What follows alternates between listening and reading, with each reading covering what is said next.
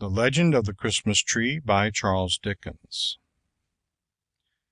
Most children have seen a Christmas tree, and many know that the pretty and pleasant custom of hanging gifts on its boughs comes from Germany. But perhaps few have heard or read the story that is told to little German children respecting the origin of this custom. The story is called "The Little Stranger," and runs thus. In a small cottage on the borders of a forest lived a poor laborer, who gained a scanty living by cutting wood. He had a wife and 2 children who helped him in his work. The boy's name was Valentine, and the girl was called Mary. They were obedient, good children, and a great comfort to their parents. One winter evening this happy little family were sitting quietly round the hearth, the snow and the wind raging outside, while they ate their supper of dry bread, when a gentle tap was heard on the window, and a childish voice cried from without, "Oh, let me in, pray! I'm a poor little child with nothing to eat, and no home to go to, and I shall die of cold and hunger unless you let me in." Valentine and Mary jumped up from the table and ran to open the door, saying, "Come in, poor little child. We have not much to give you, but whatever we have we will share with you." The stranger child came in and warmed his frozen hands and feet at the fire, and the children gave him the best they had to eat, saying, "You must be tired, too, poor child. Lie down on our bed. We can sleep on the bench for one night." Then said the little stranger child, "Thank God for all your kindness to me." So they took their little guest into their sleeping room, laid him on the bed, covered him over, and said to each other, "How thankful we ought to be!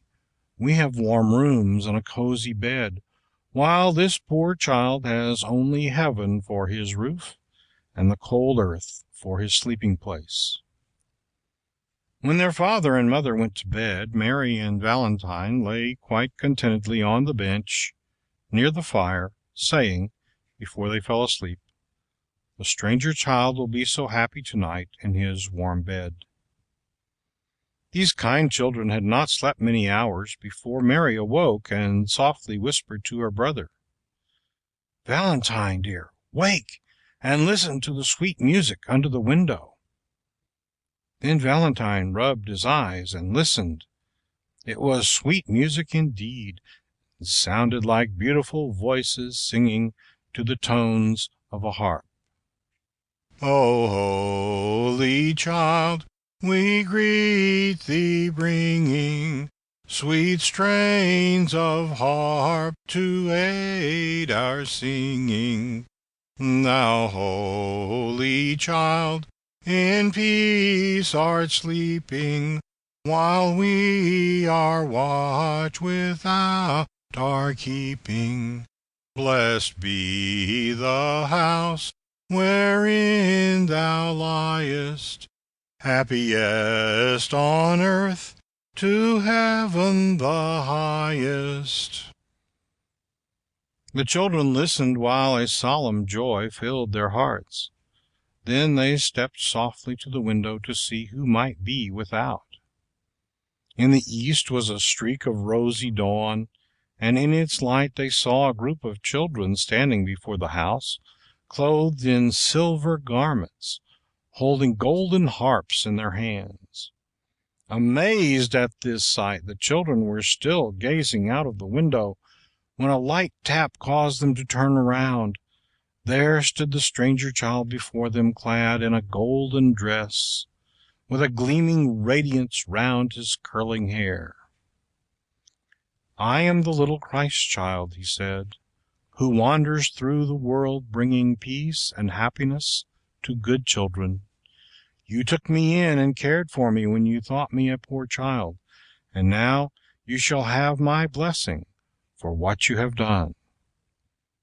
A fir tree grew near the house, and from this he broke a twig, which he planted in the ground, saying, "This twig shall become a tree, and shall bring forth fruit year by year for you." No sooner had he done this than he vanished, and with him the little choir of angels. But the fir branch grew and became a Christmas tree, and on its branches hung golden apples and silver nuts every Christmas tide. Such is the story told to German children concerning their beautiful Christmas trees, though we know that the real little Christ child can never be wandering cold and homeless again in our world, inasmuch as he is safe in heaven by his Father's side. Yet we may gather from this story the same truth which the Bible plainly tells us, that anyone who helps a Christian child in distress, it will be counted unto him as if he had indeed done it unto Christ himself. Inasmuch as ye have done it unto the least of these my brethren, ye have done it unto me. End of The Legend of the Christmas Tree by Charles Dickens.